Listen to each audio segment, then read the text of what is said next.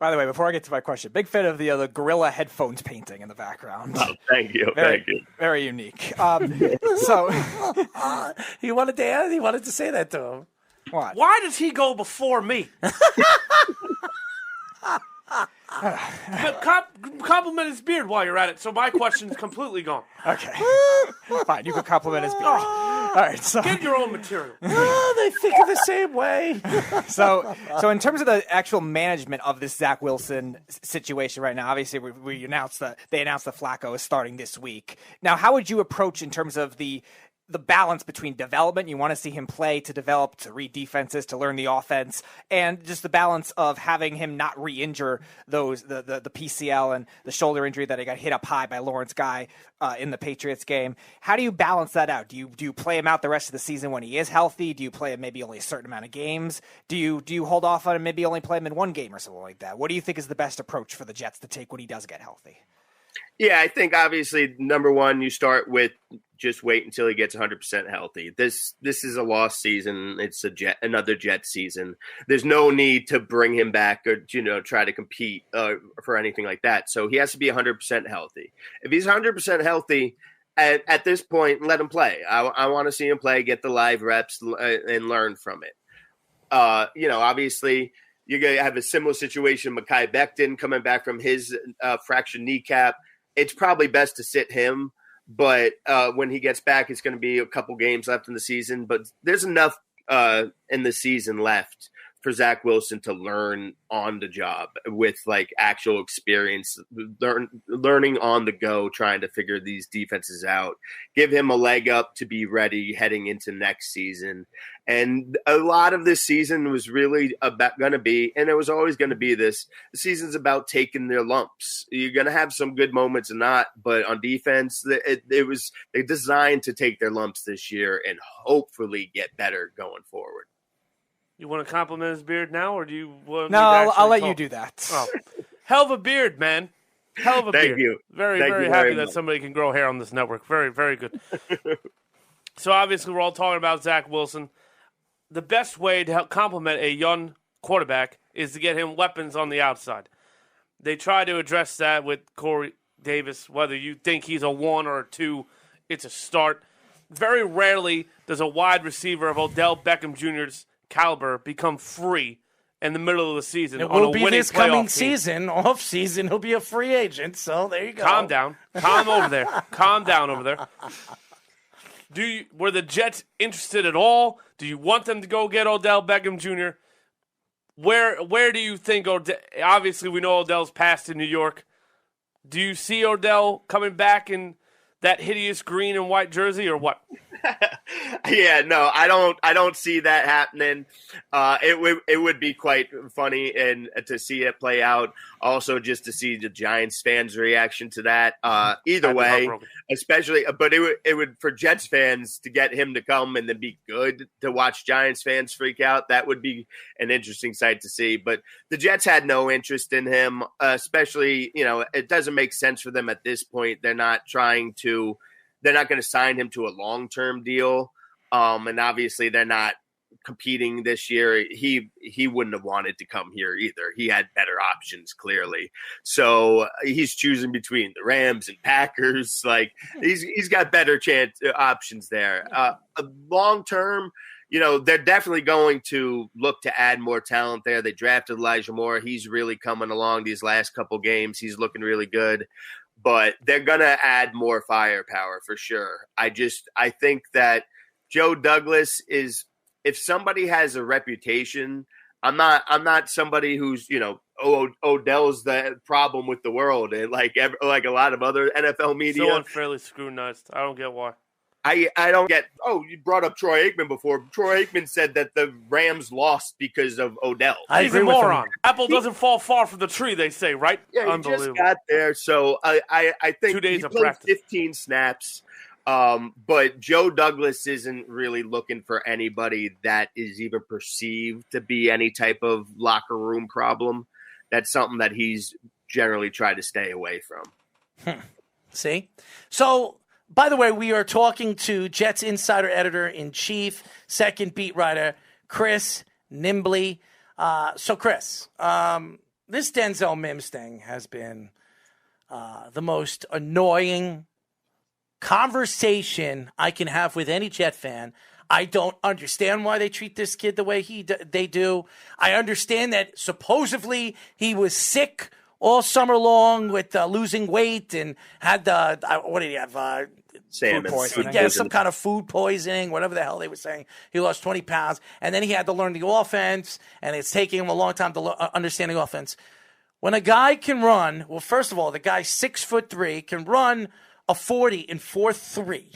Okay, a big man that can run a 4.3 can jump really, really high, probably the highest vertical leap than any player on the team, and has good hands. Why the hell is this guy not on the field? And Corey Davis is. I'm sorry, he's a more athletic, better Corey Davis. The fact that this guy is not getting any looks, not getting any throws, every time he's on the field and there's a play to be made, he makes it. So why isn't he playing? All right, there's a couple of things here. Number one, Corey Davis is a big reason why he's not playing. Because the role they are envisioning Denzel Mims to have in this offense kind of belongs to Corey Davis first. And that they gave him the contract, and he's the veteran there. But I completely agree with you, because I've been arguing this all in training camp. I'm sitting there. I don't care how limited he knows the offense. You can find 15 plays in that playbook where he can run that route. You can find a group. You don't have to design a whole package for him. You can pick out plays that's in the playbook and say he can run this, and that. And whenever that play calls, you can send him in there. And he's too talented to not do that. But so it's partially the Corey Davis thing, but it's also mainly he was struggling on the playbook. It's such a timing-based offense, but also that they're kind of using him to make an example out of. They've been using him. They've picked the coaching staffs. New coaching staffs tend to do this.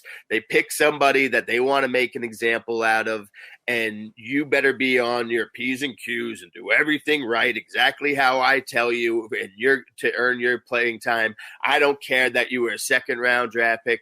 They pick somebody like that to do that, and it's dumb. He's a kid. He's a kid. I don't understand this. And now, how about the trade deadline? How many teams were reaching out to the Jets? I heard there were like 7 teams that were interested in Denzel Mims. And then all of a sudden, Joe Douglas says, well, he's not available. So all of a sudden, he's not available when they had him on the trademark.